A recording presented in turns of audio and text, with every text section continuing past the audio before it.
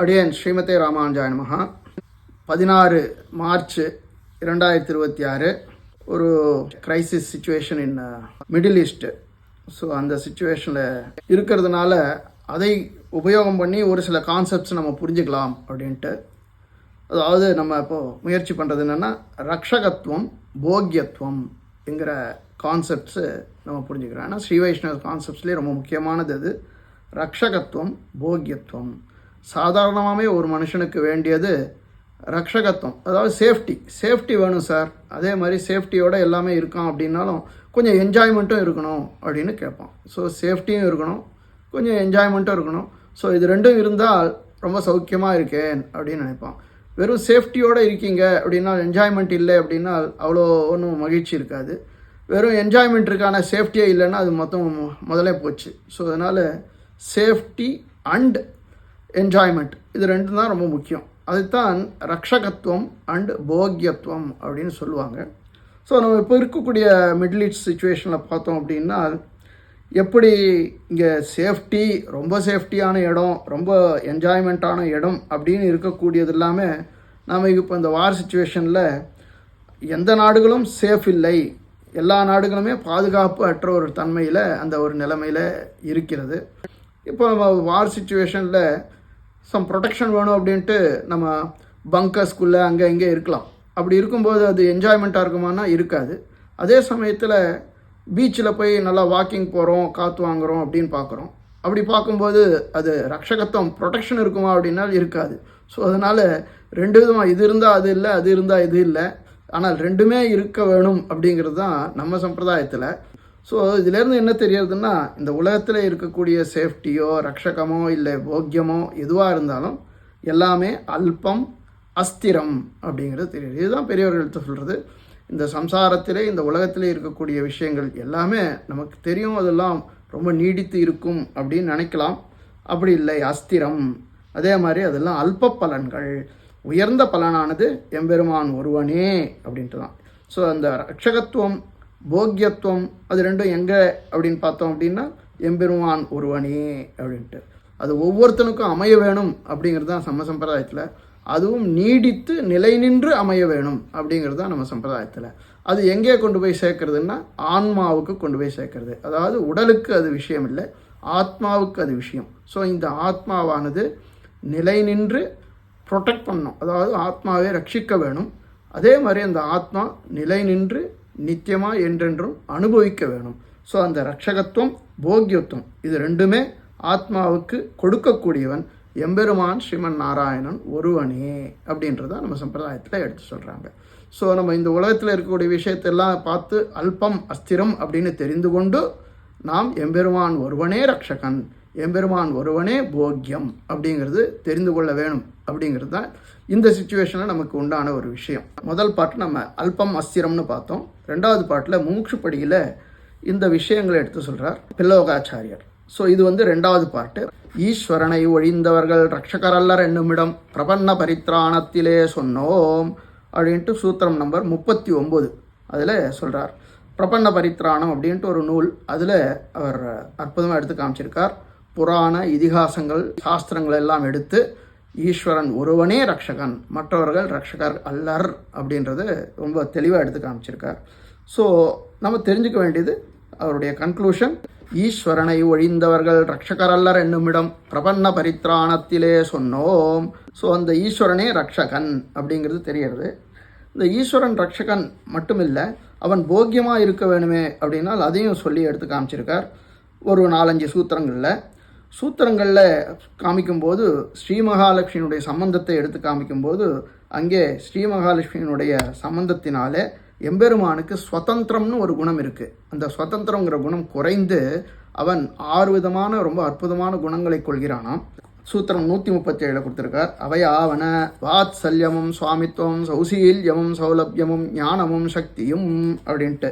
வாத்சல்யம், சுவாமித்துவம், சௌசீல்யம், சௌலபியம், ஞானம், சக்தி அப்படின்ட்டு இந்த 6 குணங்கள் ஸ்பெஷலாக அவருக்கு பிராட்டியினுடைய அனுகிரகத்தினாலே அவளுடைய சேர்த்தியினாலே ஏற்படுகிறது அப்படின்ட்டு.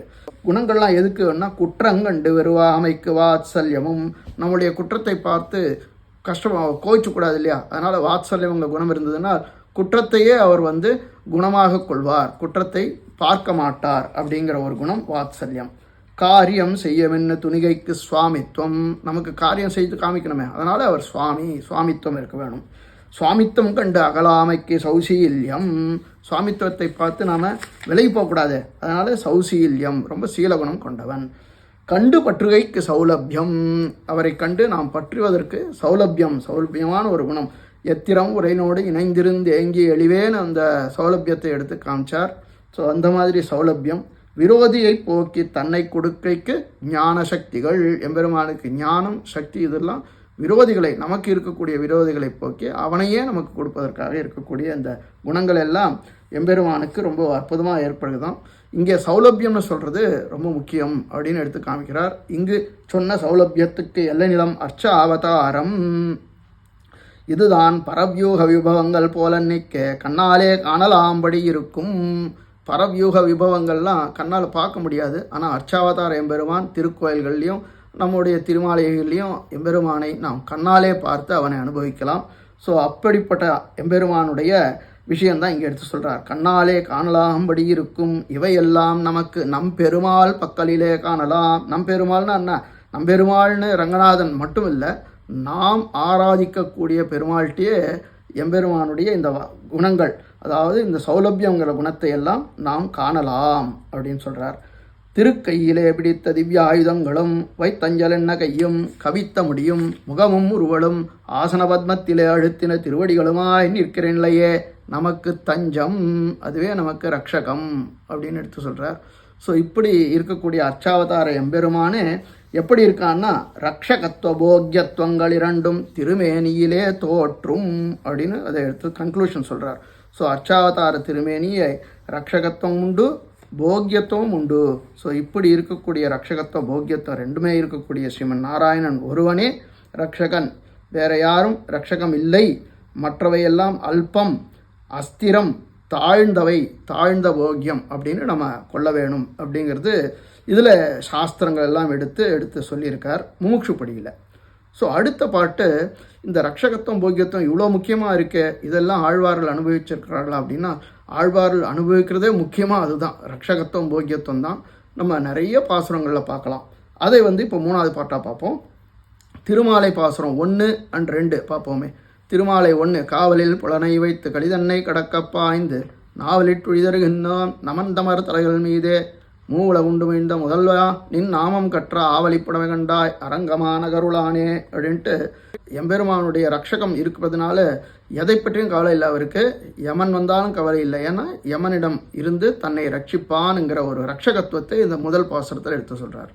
அடுத்த பாசுரம் பாருங்க. பச்சமா மலைபோல் மேனி பவளவாய் கமலச் செங்கன் அச்சுதா மரரேரே ஆயிரதம் கொழுந்து என்னும் இச்சுவை தவிர யான் போய் இந்திரலோகமாளும் அச்சுவை பெருணும் வேண்டேன் அரங்கமான கருளானே அப்படின்ட்டு பச்சமா மலை இச்சுவை தவிர யான் போய் எம்பெருமானுடைய சுவையை எடுத்து சொல்கிறார். அவனே போக்கியத்துவத்தை எடுத்து சொல்கிறார்.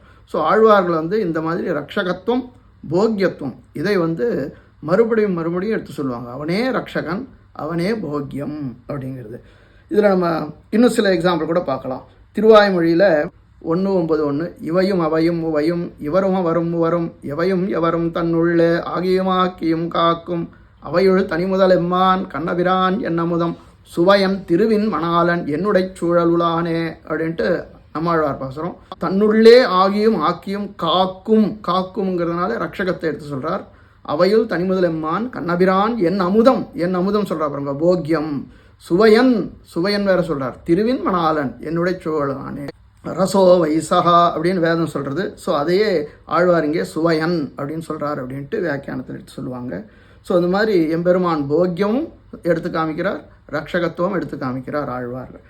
அதே மாதிரி நம்ம நிறைய பாசுரங்கள், 6வது பாசுரம் பாருங்க. ஆறாவமுதே அதுவே போக்கியத்தை காமிக்கிறது. நின்பால் அன்பாயே நீராய் அலைந்து கரைய உருக்குகின்ற நிர்மாலே சீரார் சென்னல் கவரி வீசும் செழுநீர் திருக்குடந்தை எறார் கோலம் திகழக்கிடந்தாய் கண்டேன் எம்மானே அந்த பாசுரம். உடனே சொல்கிறாங்க, எம்மானே என் வெள்ளமூர்த்தி என்னை ஆழ்வானேன்னா ரக்ஷகத்தை சொல்லுகிறது. ஸோ அவன் போக்கியமாகவும் இருக்கிறான், ரக்ஷகனாகவும் இருக்கிறான் அப்படிங்கிறது மறுபடியும் எடுத்து சொல்லுவார்கள் ஆழ்வார்கள். நம்ம நிறைய பாசுரங்களை பார்க்கலாம். திருவல்லிக்கேணி பாசுரம் பாருங்கள். விற்பெரு விழவும் கஞ்சனும் மல்லும் வேளமும் பாகனும் வீழ செற்றவன் தன்னை புறமறி செய்த சிவனு துயர்களைத் தேவை பத்தலர்விய கோல் கையில் கொண்டு பார்த்தன் தன் தேர்முன் நின்னானை சிற்றவனியால் முடி திறந்தானே திருவல்லிக்கேணி கண்டேனே அப்படின்ட்டு பார்த்தன் தன் தேர்முன் நின்னானே. அது மட்டும் இல்லை, அந்த இவர்களெல்லாம் அழித்தானே, அந்த அழித்தெல்லாம் காமிக்கிறது என்னென்னா எதிரிகளை அழித்து நம்மை ரட்சிப்பான் அப்படிங்கிறது ரட்சகத்துவத்தை எடுத்து சொல்கிறது. அதே மாதிரி அடுத்த பாசனம் பாருங்க. வேதத்தை வேதத்தின் சுவைப்பயனை விழுமிய முனிவர் விழுங்கும் கோதிலின் கனியை நந்தனார் களிற்றை அப்படின்ட்டு கோதிலின் கனியை அவனே போக்கியமாக இருக்கக்கூடியவன் அப்படின்ட்டு அடுத்த பாசுரத்திலேயே எடுத்து சொல்கிறார்.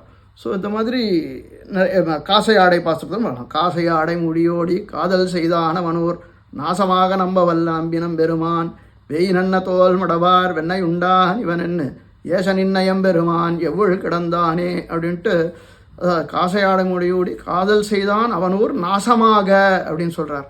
யார்? இலங்கை நாசமாக அப்படின்ன உடனே நமக்கு ரட்சகத்துவம் அங்கே தெரியறது. அதே மாதிரி வேயினன்ன தோல் மடவார் வெண்ணையுண்டான் இவனன்னு ஏசன் என்ன எம்பெருமான்னா இந்த ஆய்ச்சர்கள்லாம் ஏசன்ற எம்பெருமான் அவன் வெண்ணையை எடுத்து திருடி அவர்கள்ட்ட இந்த ஏச்சு வாங்கி அவர்களுக்கு போக்கியத்தை கொடுத்து தானும் அந்த போக்கியத்தை அனுபவிக்கிறதுனால அவன் போக்கியன் அப்படிங்கிறதும் தெரியறது. ஸோ இந்த மாதிரி ரட்சகத்துவம் போக்கியத்துவம் எல்லாம் ஆழ்வார்கள் பாடி பாடி அவர்கள் ரசிப்பார்கள். ஸோ எம்பெருமான் ஒருவனே ரட்சகன், எம்பெருமான் ஒருவனே போக்கியன் அப்படிங்கிறது தான் மறுபடியும் வேதத்திலிருந்து எடுக்கக்கூடிய விஷயங்களை ஆழ்வார்கள் அப்படியே அற்புதமாக எடுத்து காமிக்கிறாங்க.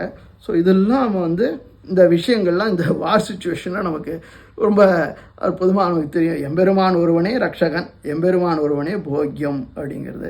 ஸோ அதனால் இதில் ஒரு கொரோலரி ஒன்று இருக்குது. அது நம்ம 4th பாயிண்ட்டாக பார்த்துருவோம். ரட்சகத்துவம் அப்படிங்கிறதுனால என்ன தெரியறது அப்படின்னா அவன் ஒருவனே ரட்சகன்னால் அவனே உபாயம் அப்படின்னு தெரியாது. ஸோ அதனால் அவனே உபாயம், அவன் தான் ரட்சகன், அதனால் அவன் தானே நம்ம ரட்சித்து கொடுப்பான், அப்போ அவன் தானே உபாயம், அதனால் அவனே உபாயம்னு தெரியறது. ஸோ ரட்சகத்துவத்தினாலே. சரி, போக்கியம்னா என்ன? நமக்கு வேண்டிய பயன் போக்கியம் தானே, ஆனந்தமாக இருக்கணும், அதுதானே போக்கியம். ஸோ அந்த ஆனந்தமாக இருக்கக்கூடியதும் அவன்தான். ஸோ அதனால் பயனும் அவன்தான், அதாவது உபாயமும் அவன்தான் அப்படிங்கிறது ரட்சகத்துவத்தில் தெரிகிறது. போக்கியத்தில் பயனும் அவன்தான் அப்படின்னு தெரியாது. ஸோ உபாயமும் அவனே, உபேயம் அவனே, ஆறும் அவனே, பேரும் அவனே அப்படின்றதும் இந்த ரட்சகத்துவம் போக்கியத்துவங்கிற கான்செப்ட்லேருந்து பெரியவங்களாம் எடுத்து காமிக்கிறாங்க. இந்த சுச்சுவேஷனில் நமக்கு நம்மளால் முடிஞ்ச அளவுக்கு சில ஸ்ரீ வைஷ்ணவ கான்செப்ட்ஸ் நம்ம புரிஞ்சுக்கலாம் அப்படின்ட்டு. ஸோ ரட்சகத்துவம் போக்கியத்துவம் இது ரெண்டும் பார்த்தோம். சம்மரியாக சொல்ல போனோன்னா ரட்சகத்துவம் போக்கியத்துவங்கிறது எம்பெருமான் ஒருவனே, இந்த உலகத்தில் இருக்கக்கூடியது அல்பம் அஸ்திரம் அப்படிங்கிறது நம்ம தெரிஞ்சுக்கணும். மூக்ஷுப்படியில் வியாக்கியானங்களில் இதெல்லாம் எடுத்து சொல்லியிருக்கிறார்கள். ஆழ்வார்கள் இதையே கொண்டாடி கொண்டிருப்பார்கள். இதுவே ரட்சகத்துவம் போக்கியத்துவங்கிறது அவனே உபாயம், அவனே உபேயம்ங்கிற கொரோலரியும் கொண்டு கொடுக்கறது. ஸோ இப்படி இருக்கக்கூடிய ஒரு அற்புதமான ஒரு கான்செப்ட் நம்ம இன்றைக்கி பார்த்தோம். அடியேன் உங்களுக்கெல்லாம் புரிஞ்சிருக்கும்னு நினைக்கிறேன். ஸ்ரீமதே ராமானுஜாய நமஹ.